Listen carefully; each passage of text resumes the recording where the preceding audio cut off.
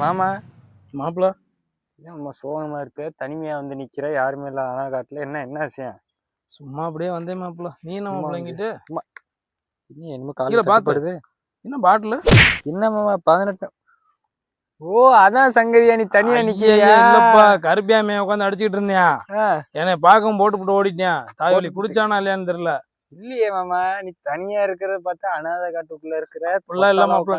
நீ ஒரு புது கதையை உருவாக்காத. அப்படிலாம் கிடையாது மாப்பிள்ள. அப்படிலாம் கிடையாதா? என்னமோ சரியில்ல மாமா. இல்ல மாப்பிள்ள, கூலிங் கிளாஸ் எல்லாம் பேசாம போட்டிருக்கிறேன். என் கண்ணு சவந்தது தெரியக்கூடாதுன்னு போட்டிருக்கியா? இல்ல இப்பதான் தெரியுது. சரி.